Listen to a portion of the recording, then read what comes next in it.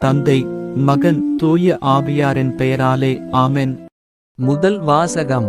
நமக்கு குறிப்பிட்டுள்ள பந்தயத்தில் மன உறுதியோடு ஓடுவோமாக. எபிரேயருக்கு எழுதப்பட்ட திருமுகத்திலிருந்து வாசகம். அதிகாரம் 12. இறை வார்த்தை 1 முதல் 4 முடிய. சகோதரர் சகோதரிகளே, திரண்டு வரும் மேகம்போல் இத்தனை சாட்சிகள் நம்மைச் சூழ்ந்து நிற்க எந்த சுமையையும் நம்மை பற்றிக் கொண்டிருக்கும் எந்த பாவத்தையும் உதறி தள்ளிவிட்டு நமக்கு குறிப்பிட்டுள்ள பந்தயத்தில் மன உறுதியோடு ஓடுவோமாக. நம்பிக்கையை தொடங்கி வழிநடத்துபவரும் அதை நிறைவு செய்பவருமான இயேசுவின் மீது கண்களை பதிய வைப்போம். அவர் தாம் அடைய இருந்த மகிழ்ச்சியின் பொருட்டு இழிவையும் பொருட்படுத்தாமல் சிலுவையை ஏற்றுக்கொண்டார். இப்போது கடவுளது அரியணையின் வலப்பக்கத்தில் வீற்றிருக்கிறார். பாவிகளால் தமக்கு உண்டான எந்த எதிர்ப்பையும் மன உறுதியோடு தாங்கிக் கொண்ட அவரை எண்ணிப்பாருங்கள். அப்போது நீங்கள் மனம் சோர்ந்து தளர்ந்து போகமாட்டீர்கள். பாவத்திற்கு எதிரான போராட்டத்தில் இரத்தம் சிந்தும் அளவுக்கு நீங்கள் இன்னும் எதிர்த்து நிற்கவில்லை. இது ஆண்டவரின் அருள்வாக்கு. பதிலுரை பாடல். பல்லவி. ஆண்டவரை நாடுவோர் அவரை புகழ்வராக. உமக்கு அஞ்சுவோர் முன்னிலையில் என் பொருத்தனைகளை செலுத்துவேன். எளியோர் உணவு உண்டு நிறைவு பெறுவர். ஆண்டவரை நாடுவோர் அவரை புகழ்வராக. அவர்கள் இதயம் என்றென்றும் வாழ்வதாக. பல்லவி. ஆண்டவரை நாடுவோர் அவரை புகழ்வராக. பூவுலகின் கடையெல்லை வரை உள்ளோர் அனைவரும் இதை உணர்ந்து ஆண்டவர் பக்கம் திரும்புவர். பிற இனத்து குடும்பத்தார் அனைவரும் அவர் முன்னிலையில் விழுந்து பணிவர். மண்ணின் செல்வர் யாவரும் அவரை பணிவர். புழுதிக்குள் இறங்குவோர் யாவரும் தம் உயிரை காத்து கொள்ளாதோரும் அவரை வணங்குவர். பல்லவி. ஆண்டவரை நாடுவோர் அவரை புகழ்வராக. வருங்கால தலைமுறையினர் அவரை தொழுவர். இனிவரும் தலைமுறையினருக்கு ஆண்டவரை பற்றி அறிவிக்கப்படும். அவர்கள் வந்து அவரது நீதியை அறிவிப்பர். இனி பிறக்கப்போகும் மக்களுக்கு இதை அவரே செய்தார் என்பர். பல்லவி. ஆண்டவரை நாடுவோர் அவரை புகழ்வராக. நற்செய்திக்கு முன் வாழ்த்தொலி. அல்லேலுயா, அல்லேலுயா. அவர் நம் பிணிகளை தாங்கிக் கொண்டார், நம் துன்பங்களை சுமந்து கொண்டார். அல்லேலுயா.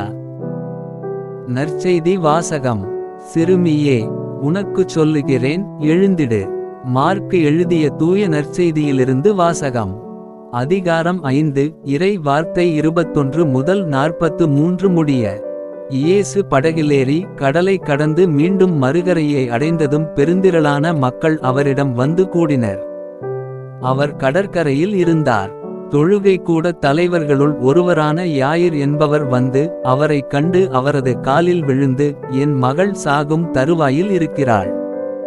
நீர் வந்து அவள் மீது கைகளை வையும். அப்போது அவள் நலம் பெற்று பிழைத்து கொள்வாள் என்று அவரை வருந்தி வேண்டினார். இயேசுவும் அவருடன் சென்றார். பெருந்திரளான மக்கள் அவரை நெருக்கிக் கொண்டே பின்தொடர்ந்தனர். அப்போது 12 ஆண்டுகளாய் இரத்தப் போக்கினால் வருந்திய பெண் ஒருவர் அங்கு இருந்தார். அவர் மருத்துவர் பலரிடம் தமக்கு உள்ளதெல்லாம் செலவழித்தும் ஒரு பயனும் அடையாமல் மிகவும் துன்பப்பட்டவர்.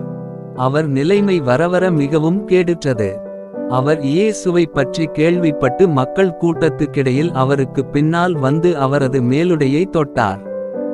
ஏனெனில் நான் அவருடைய ஆடையை தொட்டாலே நலம் பெறுவேன் என்று அப்பெண் எண்ணிக்கொண்டார். தொட்ட உடனே அவருடைய இரத்தப்போக்கு நின்று போயிற்று. அவரும் தம் நோய் நீங்கி நலம் பெற்றதை தம் உடலில் உணர்ந்தார்.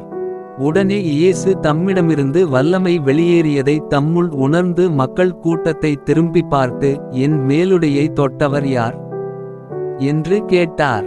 அதற்கு அவருடைய சீடர்கள் அவரிடம், இம்மக்கள் கூட்டம் உம்மை சூழ்ந்து நெருக்குவதைக் கண்டும் என்னை தொட்டவர் யார் என்கிறீரே என்றார்கள். ஆனால் அவர் தம் மேலுடையை தொட்டவரை காணும்படி சுற்றிலும் திரும்பி பார்த்து கொண்டிருந்தார். அப்போது அப்பெண் தமக்கு நேர்ந்ததை அறிந்தவராய் அஞ்சி நடுங்கிக் கொண்டு அவர் முன் வந்து விழுந்து நிகழ்ந்தது அனைத்தையும் அவரிடம் சொன்னார். இயேசு அவரிடம், மகளே, உனது நம்பிக்கை உன்னை குணமாக்கிற்று. அமைதியுடன் போ, நீ நோய் நீங்கி நலமாயிரு என்றார். அவர் தொடர்ந்து பேசிக்கொண்டிருந்தபோது தொழுகை கூட தலைவருடைய வீட்டிலிருந்து ஆள்கள் வந்து அவரிடம், உம்முடைய மகள் இறந்துவிட்டாள். போதகரை ஏன் இன்னும் தொந்தரவு செய்கிறீர் என்றார்கள். அவர்கள் சொன்னது இயேசுவின் காதில் விழுந்ததும் அவர் தொழுகை கூட தலைவரிடம், அஞ்சாதீர், நம்பிக்கையை மட்டும் விடாதீர் என்று கூறினார். அவர் பேதுரு, யாக்கோபு, யாக்கோபின் சகோதரரான யோவான் ஆகியோரைத் தவிர வேறொருவரையும் தம்முடன் வரவிடவில்லை. அவர்கள் தொழுகை கூட தலைவரின் வீட்டிற்குச் சென்றார்கள். அங்கே அமளியையும் மக்கள் அழுது ஓலமிட்டு புலம்புவதையும் இயேசு கண்டார். அவர் உள்ளே சென்று, ஏன் இந்த அமளி, ஏன் இந்த அழுகை, சிறுமி இறக்கவில்லை, உறங்குகிறாள் என்றார். அவர்கள் அவரை பார்த்து நகைத்தார்கள். ஆனால் அவர் அனைவரையும் வெளியேற்றிய பின் சிறுமியின் தந்தையையும் தாயையும் தம்முடன் இருந்தவர்களையும் கூட்டிக் கொண்டு அச்சிறுமி இருந்த இடத்திற்குச் சென்றார். சிறுமியின் கையைப் பிடித்து அவளிடம், தலித்தா கூம் என்றார். அதற்கு, சிறுமி, உனக்குச் சொல்லுகிறேன், எழுந்திடு என்பது பொருள். உடனே அச்சிறுமி எழுந்து நடந்தாள். அவள் 12 வயது ஆனவள். மக்கள் பெரிதும் மலைத்துப் போய் மெய்மறந்து நின்றார்கள். இதை யாருக்கும் தெரிவிக்க கூடாது என்று அவர் அவர்களுக்கு கண்டிப்பாய் கட்டளையிட்டார். அவளுக்கு உணவு கொடுக்கவும் சொன்னார். இது ஆண்டவரின் அருள்வாக்கு. உங்களுடைய பிரார்த்தனைகளையும் வேண்டுதல்களையும் நாளைய திருப்பலியில் ஒப்பு கொடுக்க விரும்புவோர் கீழ்காணும் மெயில் ஐடிக்கு உங்கள் வேண்டுதல்களை அனுப்பவும். அல்லது வீடியோவின் கீழ் கமெண்ட் செய்யவும்.